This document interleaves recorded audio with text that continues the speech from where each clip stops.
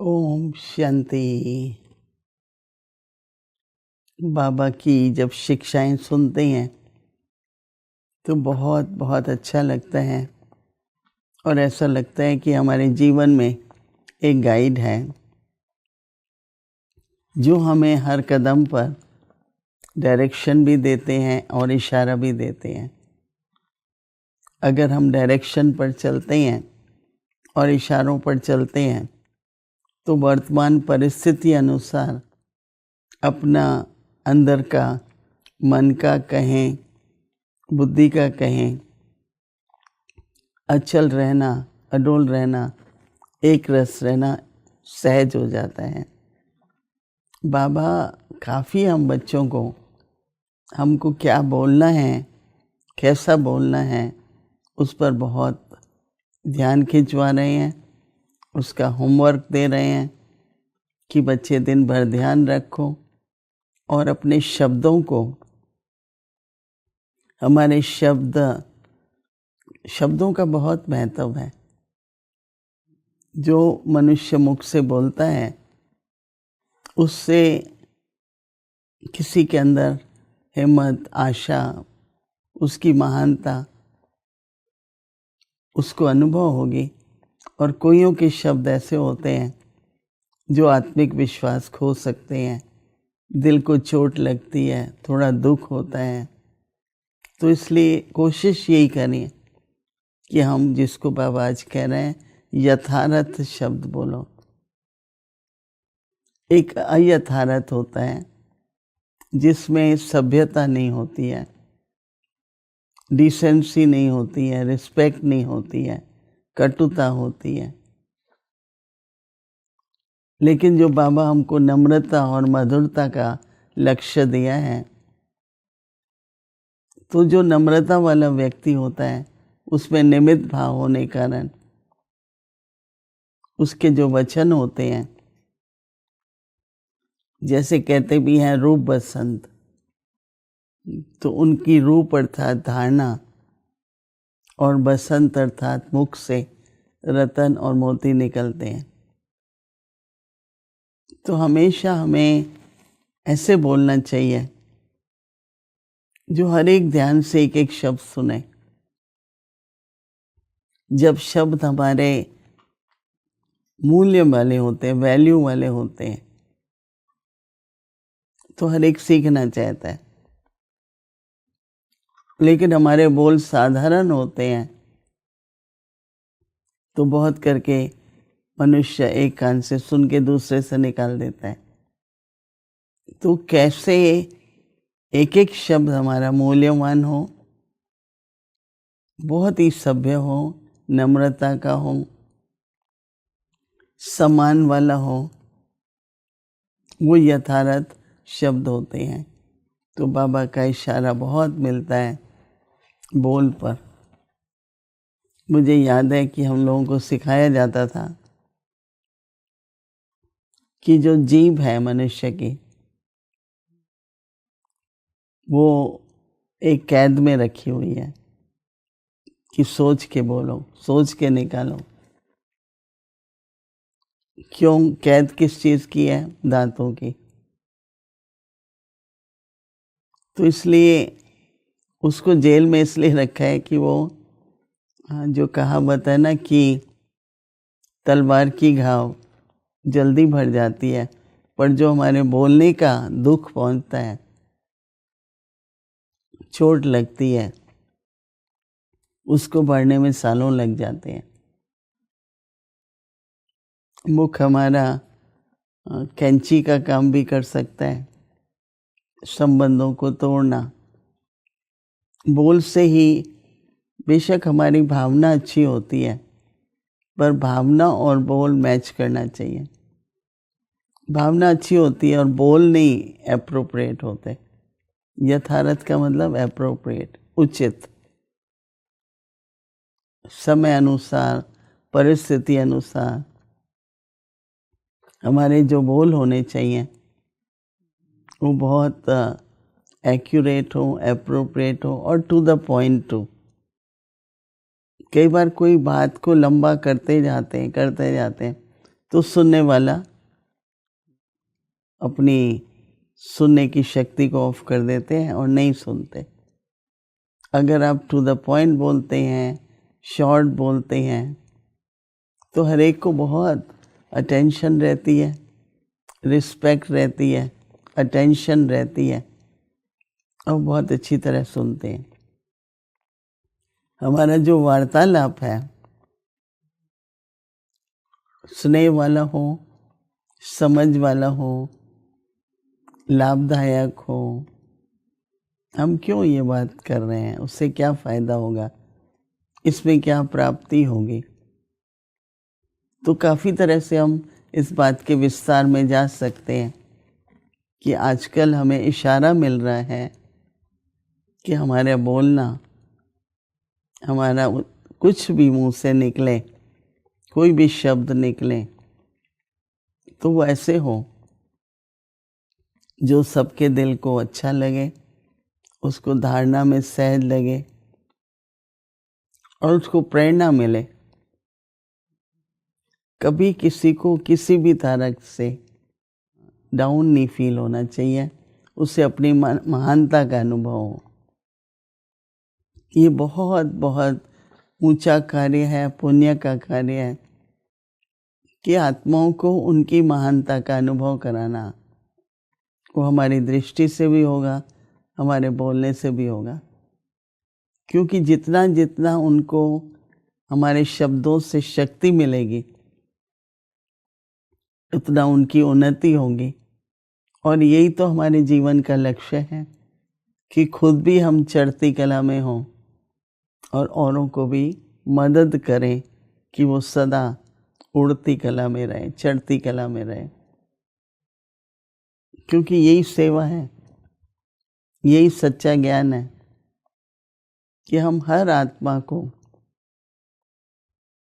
जब भी बोले प्रफुल्लित हो जाए, आत्मा प्रसन्न हो जाए। और उससे क्या होता है, सिर्फ संबंध अच्छे नहीं रहते पर कार्य क्षमता भी बढ़ती है। जब अंदर में खुशी होगी, अच्छी फीलिंग होती है, तो जो भी कार्य हम करते हैं वो बहुत बहुत क्षमता अर्थात उसमें योग्यता होती है। तो हमारे बोल का बहुत महत्व है। इसलिए बाबा हमको कह रहे हैं कि बच्चे, जैसे ब्रह्मा बाप के बोल फरिश्ते के बोल थे। थोड़ा सोचने की बात है कि फरिश्ते के बोल कैसे होते हैं। तो बाबा कहते हैं कम बोल। उसी बात को अगर हम थोड़ा सोचते हैं ना तो लंबी बात हो जाती है। जैसे कल मुझे लग रहा था कि अगर प्रश्न भी पूछा जाए तो प्रश्न ही पूछे नहीं, या तो 2 भाग में कर दें। पहले बात सुना दो, फिर सुना के भाई प्रश्न क्या है, तो शायद उत्तर देने वाले के लिए सहज हो जाएगा ना। तो एक विधि होती है हर चीज़ की, और वो विधि बोल से हमें पता चलती है। और बाबा हमेशा कहता है ना, बच्चे विधि पूर्वक करो तो सफलता भी मिलेगी। तो बाबा कहते हैं कम बोलो, फरिश्ते जैसे बोलो, कम बोलो और मधुर बोलते।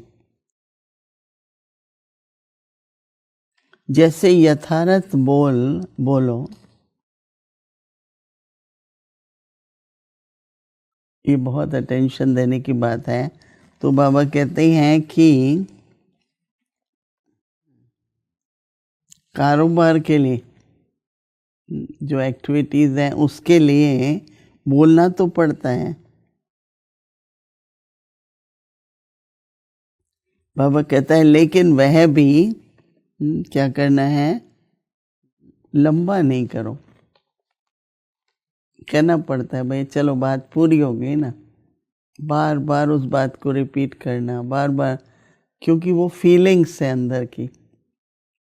इतना ज़रूरी नहीं कहना, पर अंदर जब तक फीलिंग ख़त्म नहीं होती मनुष्य बोलता रहता है और फिर दूसरे की फीलिंग्स का ध्यान नहीं रहता है। मैंने अपनी फीलिंग्स तो बोल दी, पर हमारे बोल से जो दूसरे को फीलिंग्स है वो कैसी होनी चाहिए। ये बड़ा सूक्ष्म में एक दूसरे को ऊंचा उठाना, सुख देना, उसको आगे बढ़ाना, उसके बड़े बड़े सूक्ष्म साधन हैं ये। तो बाबा कहते हैं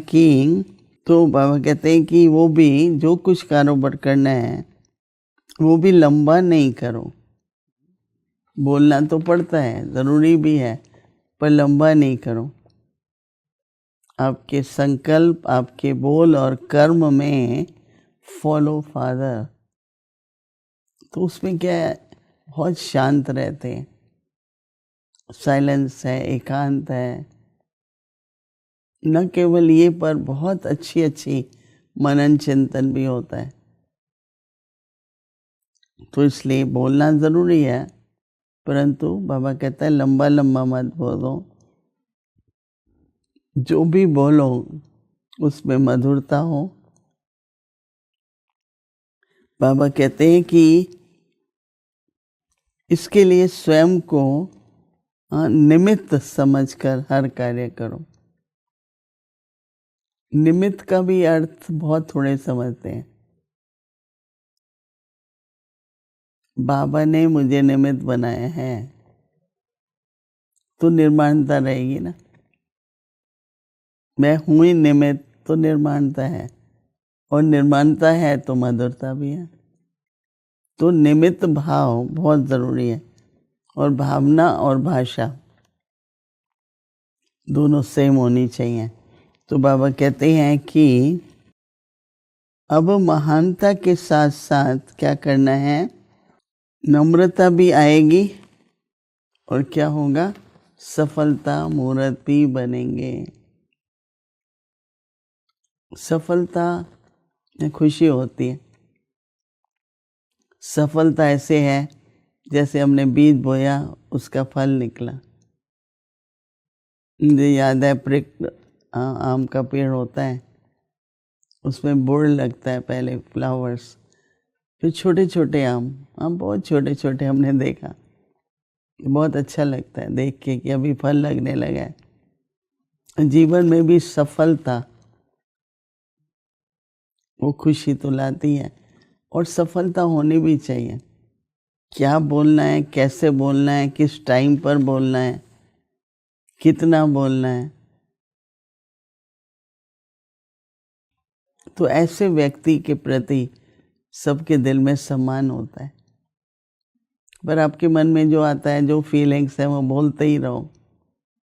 तो ज़रूरी नहीं है कि दूसरों के दिल में आपके लिए कोई प्रेम की भावना हो।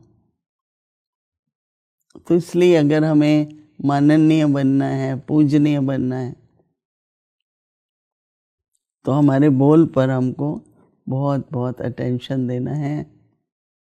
यथार्थ बोल बोलो, मीठे बोलो, थोड़े बोलो, धीमे बोलो।